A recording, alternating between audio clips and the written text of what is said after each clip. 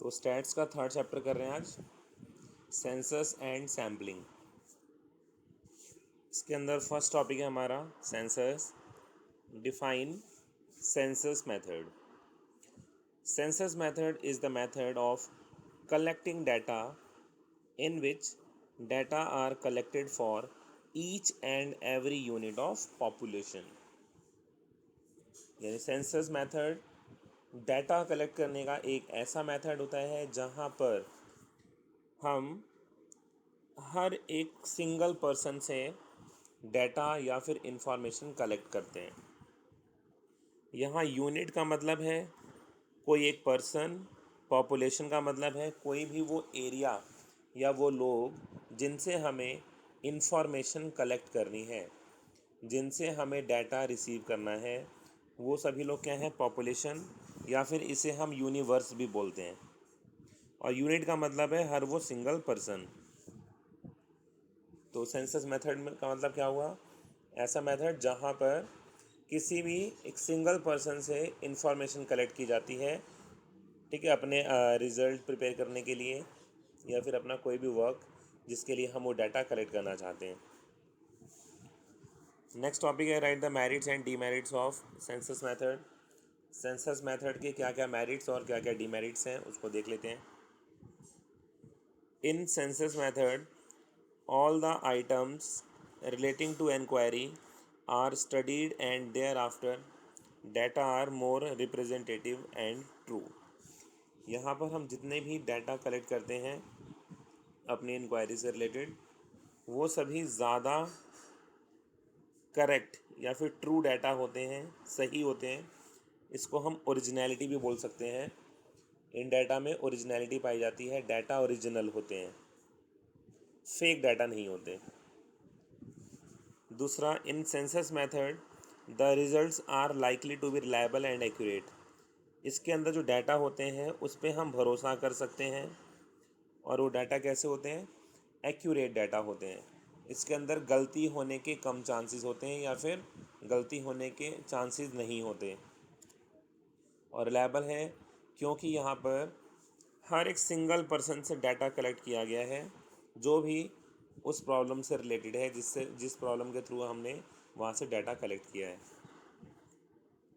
और थर्ड है by census method we get diverse characteristics of universe.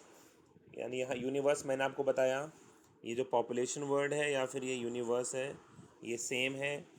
जितने area से हमें इंफॉर्मेशन कलेक्ट करनी है वहाँ पर जितने लोग हैं उसे हम यूनिवर्स या पॉपुलेशन बोलते हैं, और एक सिंगल पर्सन को यूनिट बोलते हैं।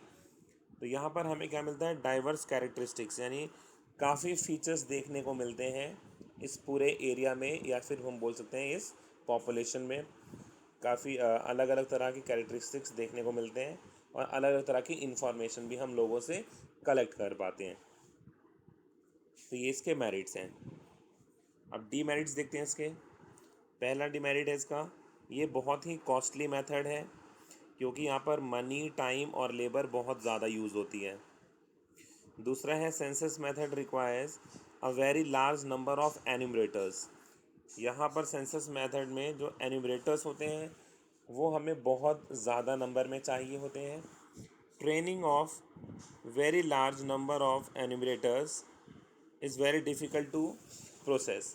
अब इतने सारे एन्यूमरेटर्स होंगे तो उन सभी की ट्रेनिंग भी करवानी होगी, जिससे कि वो सीख सकें कि डाटा किस तरह से कलेक्ट किया जाता है, जो कि बहुत ही डिफिकल्ट प्रोसेस है। ठीक है, तो ये इसका सेकंड डिमेरिट है। एन्यूमरेटर्स कौन होते हैं, ये हमने लास्ट वाले चैप्टर में पढ़ा था। यानी इन्वेस्टिगेटर के लिए जो काम करते हैं, डाटा कलेक्ट करते हैं लोगों से डायरेक्टली कांटेक्ट करके, वो सभी क्या हैं, एन्यूमरेटर्स। थर्ड डिमेरिट है census method can be use only when the number of items and area of investigation is not very large. जहाँ पर इन्वेस्टिगेशन का एरिया बहुत बड़ा नहीं होगा वहाँ पर ये मेथड काफ़ी सूटेबल है, यानी छोटे एरिया में सूटेबल है, बड़े एरिया में ये सूटेबल नहीं है, इसलिए इसका ये डीमेरिट है। नेक्स्ट है सैम्पलिंग मेथड।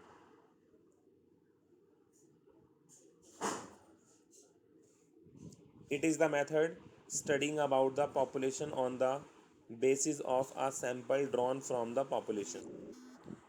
यहाँ पर क्या है, जो सैम्पलिंग मेथड है, सैम्पलिंग मेथड में हम एक सभी आइटम से इंफॉर्मेशन कलेक्ट नहीं करते।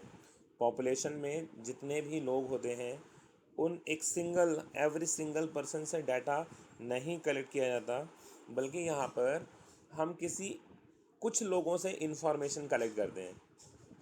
यहाँ पर जैसे मान लीजिए 100 पर्सन हैं, तो 100 पर्सन से इंफॉर्मेशन ना कलेक्ट करके सिर्फ 10 लोगों से एज अ सैम्पल हमने ले लिया, यानी 10 लोगों से इंफॉर्मेशन लिया और उसी के बेस पे हमने अपना कंक्लूज़न फाइंड कर लिया। उसको बोलते हैं सैम्पलिंग मेथड। जैसे आप देखिए ना, आपके घर में अगर आपकी मदर खाना बनाती हैं, तो जैसे मान लीजिए वो राइस बना रही हैं, तो राइस बनाते हुए उन्हें कैसे पता चलता है कि ये राइस अब पूरा बन चुका है, खाने लायक हो गया है। वो पूरे राइस को तो छू के नहीं देखती हैं, ऊपर से उसके 2-4 पार्टिकल्स लेती हैं, 2-4 उसके दाने लेती हैं और उसको चेक करती हैं हाथ से कि ये बन गया है नहीं बन गया है। उससे पता चल जाता है उन्हें वो पका है या नहीं, और उससे वो आसानी से पता लगा लेती हैं सारा चावल पक गया है। तो ये क्या सैम्पलिंग मेथड का एक एग्जाम्पल है। तो सैम्पलिंग मेथड यानी जहाँ पर पूरी पॉपुलेशन में से सिर्फ क्या हो, एक सैम्पल ड्रॉ कर लेते हैं हम, ठीक है, कुछ लोगों से इन्फॉर्मेशन कलेक्ट करते हैं, उसे सैम्पलिंग मेथड बोलते हैं। जैसे मान लीजिए आपके स्कूल में टीचर कैसे पढ़ा रहे हैं, 11th क्लास स्टैट्स टीचर कैसे पढ़ा रहे हैं, तो प्रिंसिपल सर ने क्या किया, सभी स्टूडेंट से इन्फॉर्मेशन ना लेके सिर्फ 2 या 3 स्टूडेंट से पूछ लिया, तो ये सैम्पल हो गया कि 2-3 स्टूडेंट जो बताएंगे लगभग लगभग सभी का वही आंसर होगा, उसके बेस पे इसको ड्रॉ कर लेते हैं। तो इसके मेरिट डिमेरिट क्या है उसको देखते हैं। इसका मेरिट है पहला, sampling method is less expensive in terms of money time and labour because we study a part instead of the whole population. इसका कम एक्सपेंसिव होता है, ये ज़्यादा एक्सपेंसिव नहीं होता क्योंकि इसके अंदर मनी टाइम लेबर बहुत ही कम यूज़ होता है सेंसस मेथड के कंपेयर में। Sampling method facilitates a deep study because fewer units of the large population are observed. यहाँ पर हम किसी भी चीज़ की डीप स्टडी कर सकते हैं क्योंकि यहाँ पर हम कुछ ही यूनिट से इंफॉर्मेशन कलेक्ट करते हैं, जिसके बेस पर हम वहाँ पर ऑब्जर्वेशन अपनी हाई करके चीज़ों को पता लगा सकते हैं। Sampling method is more scientific and accurate.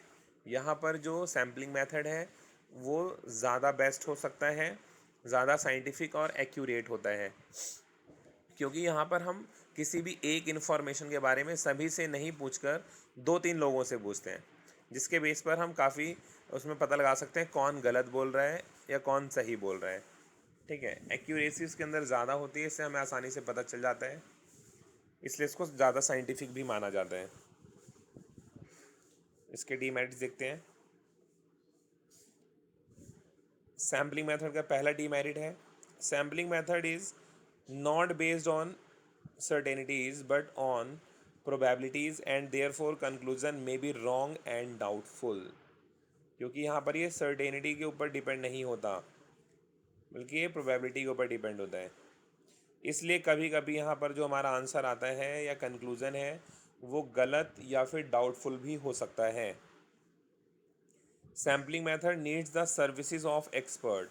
Sampling method के लिए हमेशा एक एक्सपर्ट पर्सन यूज़ होता है, विदाउट एक्सपर्ट आप यहाँ पर इंफॉर्मेशन नहीं कलेक्ट कर सकते। If there is faculty of such personal the result will be misleading. यानी यहाँ पर जो भी वो एम्प्लॉई वर्क कर रहा होगा, अगर वो सही से उसे नॉलेज नहीं है तो कहीं ना कहीं आंसर गलत ही निकलेगा। Under sampling method correctness of data is affected by the personal prejudice of the investigator. अब यहाँ पर डाटा आपका पक्का सही ही होगा या आपका कंक्लूज़न सही आएगा, ये सब डिपेंड करेगा किसके ऊपर, यानी जो पर्सन ने इंफॉर्मेशन कलेक्ट किया है उसके बेस पर। ठीक है, उसने इंफॉर्मेशन किस मेथड से कलेक्ट किया है, किस बेस पर वो इंफॉर्मेशन कलेक्ट करके लाया है, उसके बेस पर करेक्टनेस डिपेंड होगी। तो ये आपका था census method and sampling method. इसमें से कोई भी डाउट होगा तो आप पूछ सकते हैं।